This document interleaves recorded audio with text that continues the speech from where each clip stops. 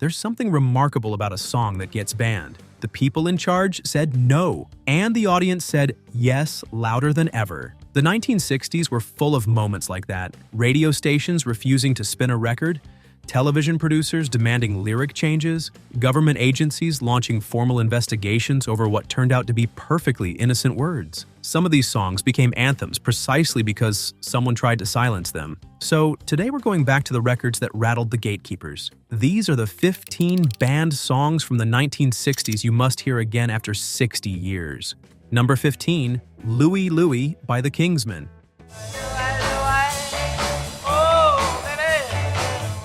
The Kingsmen recorded Louie Louie in a single live take on April 6, 1963, at Northwestern In-Care Recording Studios in Portland, Oregon. The song had originally been written by Richard Berry in 1957, and several Northwest bands had already recorded versions of it. The Kingsmen's version cost them just $50 to record, and it was never meant to be a polished studio production.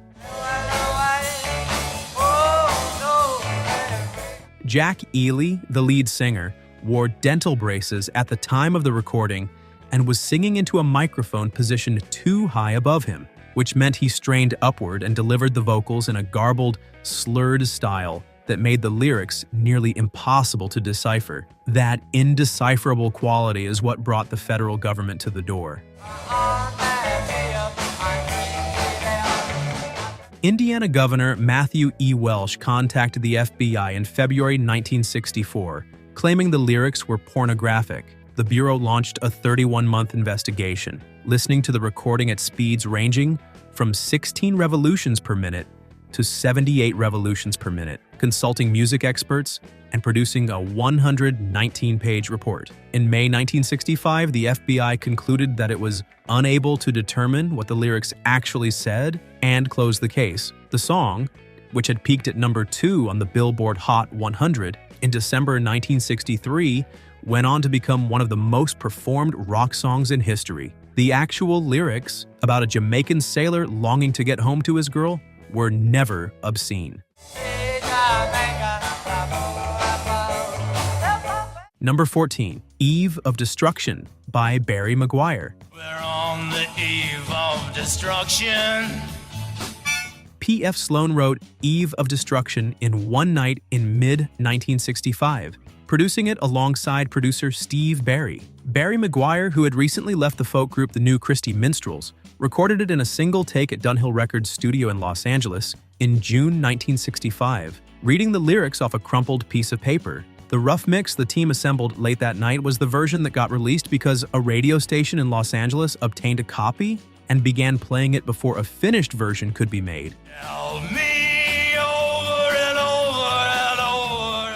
The response was immediate and polarized. A BC radio banned the song from its entire network of stations. Radio stations in Chicago, Washington, Baltimore, and Memphis refused to air it, with Wind AM, Chicago's program director, publicly calling the lyrics sick. The BBC and Radio Scotland banned it as well. The stated reason from many US outlets was that the song was an aid to the enemy in Vietnam. I don't believe we're on the eve of... The controversy only accelerated its rise. By September 1965, Eve of Destruction had reached number 1 on the Billboard Hot 100 and number 3 on the UK singles chart. The bands generated publicity that Dunhill Records couldn't have bought, and a DJ somewhere in the Midwest reportedly played the song every hour on the hour until it broke nationally. The song referenced the march from Selma, Alabama in March 1965, the June 1965 four-day Gemini 4 space mission,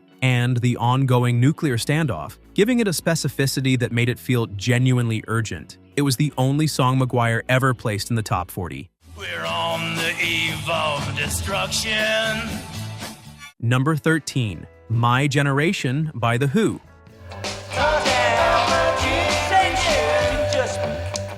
The Who released My Generation on October 29, 1965, in the United Kingdom. It was the band's debut single on Brunswick Records, produced by Shel Talmy. Roger Daltrey's vocal performance featured a deliberate stuttering style, an idea the band had developed partly as an influence from John Lee Hooker's blues recordings. The stutter gave the song an aggressive, defiant edge that matched its subject matter perfectly. The BBC banned the song, stating that the stuttering vocal could cause offense to listeners who actually had a stammer. Very few people believed that was the real reason. The line Daltrey kept interrupting himself on contained a phrase that, when halted mid-word at a certain moment, suggested something considerably more profane. The BBC maintained its stated reason, and the ban stood for a while. My Generation became a massive hit regardless. It reached number 2 on the UK singles chart. The ban was eventually lifted after the record's popularity made it impossible to ignore. Rolling Stone ranked My Generation at number 232 on its list of the 500 greatest songs of all time. The song went on to become one of the defining anthems of generational rebellion in rock history, performed live by the band hundreds of times over their career. Number 12, A Day in the Life by the Beatles. I read the news today, oh boy. The Beatles recorded A Day in the Life at Abbey Road during sessions that ran from January to February 1967. It was the closing track on Sgt. Pepper's Lonely Hearts Club Band, and almost immediately after the album's release in June 1967, the BBC moved to ban it. An internal memo from the BBC cited 2 specific phrases from Paul McCartney's middle section as drug references and concluded that the song could encourage a permissive attitude toward drug taking. Both Lennon and McCartney denied any drug intent in the lyrics at the time. The ban was applied to BBC radio broadcasts and held firm. The song's orchestral passages, written by George Martin, who instructed a 41-piece orchestra to improvise a crescendo from the lowest to the highest note each instrument could play, were unlike anything that had been heard on a pop record. The final chord, played by 4 pianists on 3 pianos simultaneously and held for over 40 seconds, has become one of the most discussed sonic moments in rock history. Despite never being released as a single and despite the BBC ban, A Day in the Life became one of the most critically admired recordings of the 1960s. Rolling Stone ranked it number 1 on its list of the 500 greatest Beatles songs in 2010. The ban was eventually acknowledged by the BBC itself as part of a broader pattern of over-caution about drug references that the corporation applied to several tracks from the same album. Number 11, Lucy in the Sky with Diamonds by the Beatles.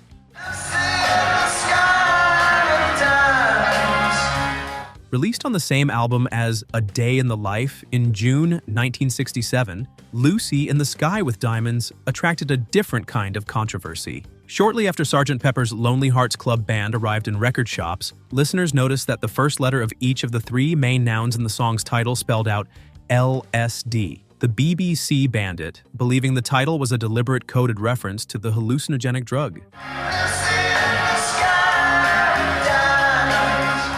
John Lennon maintained consistently until his death in 1980 that the song's title came directly from a drawing his son Julian had made at nursery school. Julian himself confirmed the story. He had painted a picture of his classmate Lucy O'Donnell surrounded by stars and called it Lucy in the Sky with Diamonds. Lennon said the visual imagery in the song's lyrics was influenced by Lewis Carroll's Alice in Wonderland. In 2004, Paul McCartney acknowledged in an interview that drugs did influence some of the band's writing during that period, though the exact nature of Lucy's connection to LSD remained disputed. The song was recorded at Abbey Road on February 28, 1967. George Harrison played tambura and led electric guitar through a Leslie speaker. McCartney played counter melody on a Lowrey organ with a particular sound setting that gave it a Celeste-like quality. The song appeared on what became the best-selling album of the 1960s in the United Kingdom. Number 10, Let's Spend the Night Together by the Rolling Stones.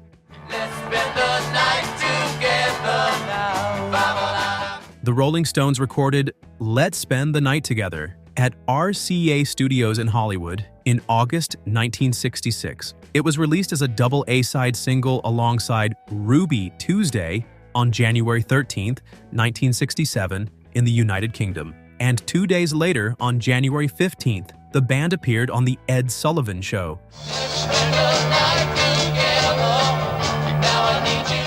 Ed Sullivan's producers informed the band before the broadcast that the song's title and the line that repeated it was too sexually suggestive for family hour television. Sullivan told the band, "Change the lyric or don't perform." The Stones agreed. During the live broadcast, Mick Jagger sang the altered version, replacing "Night" with "Time," and while singing the new line, he turned directly to camera and rolled his eyes in plain view of the entire audience. Let's spend a night together.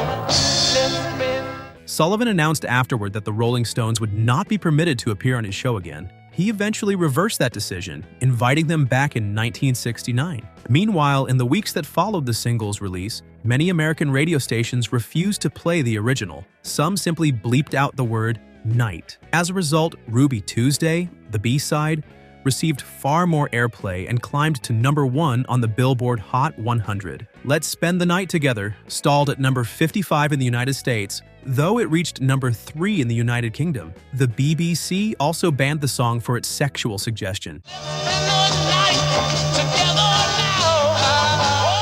Number 9, Gloria by Them. Van Morrison wrote Gloria in 1964 when he was the lead singer of the Belfast group Them. The song was recorded and released in the United Kingdom as a B-side in 1964, then released in the United States in 1965. Its lyrics described a woman arriving late at night, and certain radio stations in Chicago deemed the content too sexually suggestive and banned it from their airwaves. The ban had an unintended consequence. A Chicago band called The Shadows of Night recorded a sanitized cover version in 1966 that altered the suggestive content, and that version reached number 10 on the Billboard Hot 100. Them's original, which had not charted significantly in the United States, became better known through the controversy surrounding the cover. Gloria was inducted into the Grammy Hall of Fame in 1999. It has since become one of the most covered songs in rock history, recorded by Bruce Springsteen, Jimi Hendrix, The Doors, Patti Smith, and dozens of other artists. Morrison was 18 years old when he wrote it. The 3-chord structure, built around an ascending Gloria chant, became something of a template for garage rock and punk across the following decade. The band Them recorded it at Decca's West Hampstead Studios in London, and the energy of that stripped-down session is still audible in every version that came after. Number 8, Mississippi Goddamn by Nina Simone. Everybody knows about Mississippi Goddamn. Nina Simone wrote Mississippi Goddamn in response to the September 15, 1963, bombing of the 16th Street Baptist Church in Birmingham, Alabama, which killed 4 young girls: Addie Mae Collins, Cynthia Wesley, Carol Robertson, and Carol Denise McNair. She wrote the song in under an hour, she later said, in a burst of grief and rage that she described as the first time she had written directly out of anger. Alabama's got me so upset. California's made.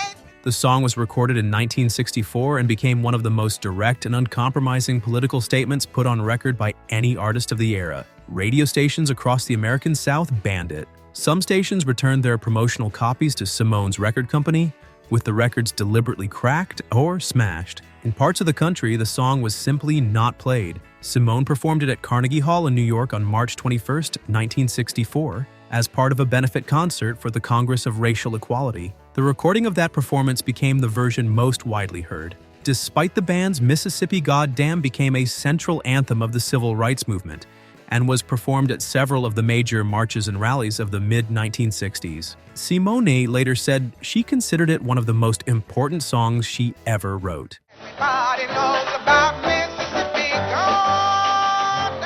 Number 7, God Only Knows by the Beach Boys. God only knows what I'd be without you. The Beach Boys released God Only Knows in May 1966 as part of the Pet Sounds album, and also as a single in the United Kingdom in July 1966, where it reached number 2. In the United States, several radio stations, particularly in the South, refused to play the song. The reason was the word God appearing in the title of a rock and roll song, which some stations and listeners considered blasphemous. The timing made the situation more complicated. The song was released just weeks before John Lennon made his remark that the Beatles were more popular than Jesus, which triggered a wave of backlash against British rock artists and swept up several songs in its aftermath, even those with no connection to the original controversy. God Only Knows got caught in that current. The song was written by Brian Wilson and Tony Asher, with Carl Wilson singing lead. Paul McCartney has publicly called it the greatest song ever written on multiple occasions. It was ranked number 25 on Rolling Stone's 2004 list of the 500 greatest songs of all time. The bans in the United States meant the song never charted as a single there, though it is now recognized as one of the most celebrated recordings of the decade. Number 6, Brown Eyed Girl by Van Morrison. Van Morrison recorded Brown Eyed Girl on March 28, 1967, at A&R Studios in New York. It was released as a single in June 1967 on Bang Records, and became Morrison's debut as a solo artist following his departure from them. The song had 2 separate issues with radio stations before it even arrived on the airwaves. You remember when we used to sing? The original title of the song was Brown Skinned Girl. Morrison changed it before recording, reportedly because he was concerned that the original title, combined with a lyric that referred to making love in the grass, would make it difficult to get radio play in a country where interracial marriage was still illegal in 17 states. He was right to be cautious. Even with the title change, several stations banned the song because of that line. Morrison recorded an alternative version of the line to allow radio play. The song reached number 10 on the Billboard Hot 100 in August 1967 and became Morrison's biggest commercial single. It has since been played on American radio more than any other song from 1967, accumulating more than 10 million radio plays by some estimates. It was inducted into the Grammy Hall of Fame in 2017. Number 5, Light My Fire by The Doors.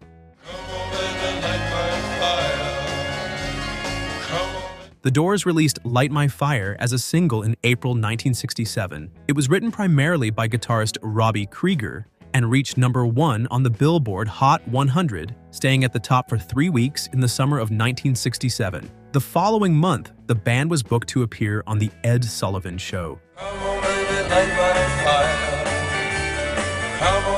Sullivan's producers contacted the band before the broadcast and identified a single phrase in the song as a potential problem, one that could be interpreted as a drug reference. They asked the Doors to replace it with a different line for the live performance. The band agreed, then changed their minds during the actual broadcast. Jim Morrison sang the original unaltered lyric on live network television in front of an estimated audience of millions. Afterward, Ed Sullivan announced that the Doors were permanently banned from the show. Unlike the Rolling Stones' ban from the same year, this one held The Doors never appeared on the program again. The album version of Light My Fire ran 6 minutes and 42 seconds, which was far too long for radio. The label released a shortened edit of approximately 3 minutes for the single format, and it was that edited version that topped the charts. The song appeared on the band's self-titled debut album, recorded at Sunset Sound Studios in Hollywood in the summer of 1966. Number 4, Puff the Magic Dragon by Peter, Paul, and Mary.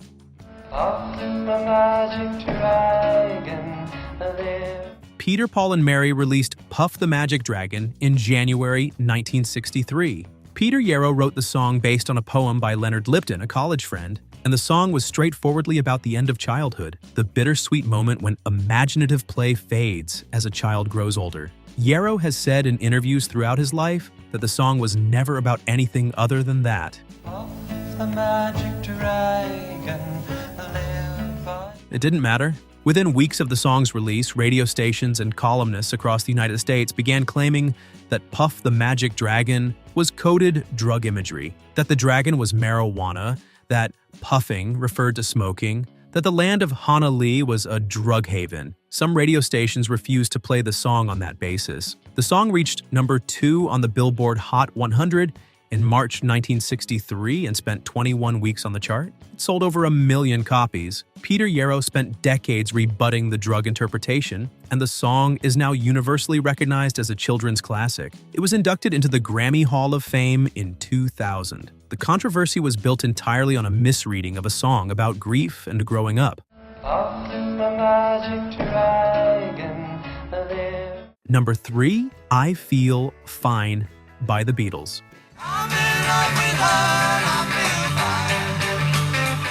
The Beatles released I Feel Fine as a single in November 1964. It reached number 1 in both the United Kingdom and the United States. The song is notable in recording history for its opening, a sustained guitar feedback note that John Lennon deliberately coaxed from his guitar by leaning it against an amplifier at the end of a take. It is one of the earliest deliberate uses of guitar feedback as a musical element in a chart-topping pop recording. Several radio stations in the United States, including some in the South, banned the song, not for its lyrics, which were entirely uncomplicated, but because of that opening feedback noise. Station managers and program directors complained that the opening sound was alarming and jarring, and that listeners called in thinking their radios were broken. Some stations made the programming decision simply not to play it. The feedback opening became one of the most celebrated moments in Beatles recording history. Lennon later said he had been experimenting with the technique after becoming interested in the sonic possibilities of amplified guitar distortion. The ban had no effect on the song's commercial success. It sold over 1 million copies in its first month and became one of the band's defining singles from the mid-1960s. Producer George Martin noted in later years that the feedback on the recording was something he had never encountered on a pop single before, and that it required some convincing at the time to leave it in rather than cut it from the final master. Number 2, 8 Miles High by the Byrds.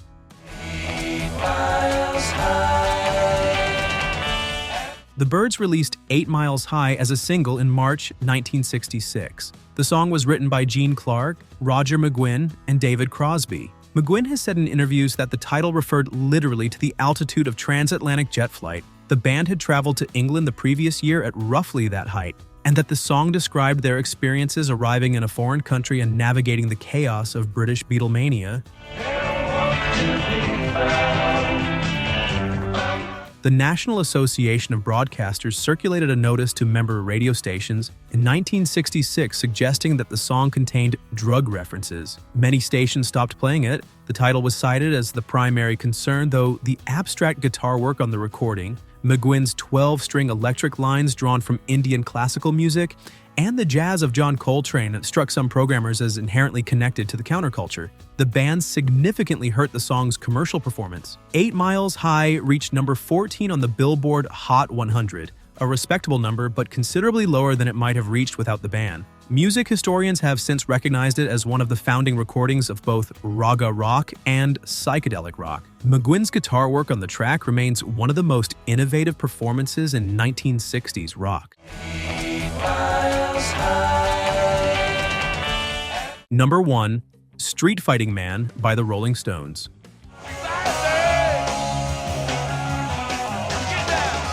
The Rolling Stones released Street Fighting Man as a single in the United States in August 1968. The song had been written by Mick Jagger and Keith Richards in the spring of 1968, a year of extraordinary civil unrest across Europe and the United States. Jagger had been present at a large anti-Vietnam War demonstration outside the American Embassy in London's Grosvenor Square in March 1968.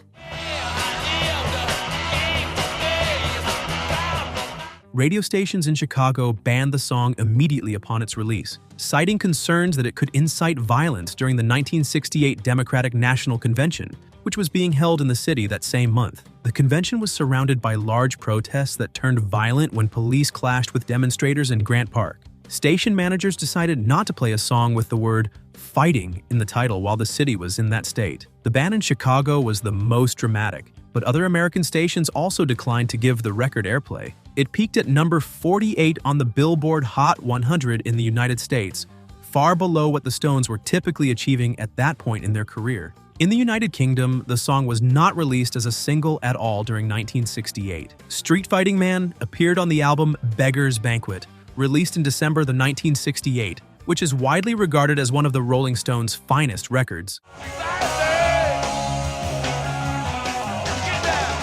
15 songs, 15 bands, and in almost every case, the attempt to silence them backfired. The record sold more, the performances became legendary, the artists who stood their ground found that audiences stood with them. The 1960s were a decade when music and authority were constantly testing each other, and more often than not, the music won. These songs are still here after 60 years, while most of the people who tried to ban them have been forgotten entirely. If any of these brought back a memory or surprised you with something you didn't know, drop it in the comments. We'd love to hear from you. And if you haven't subscribed yet, now is a great time. We're here every week with the history and the stories behind the music that shaped our lives. Hit that like button, subscribe, and we'll see you in the next one.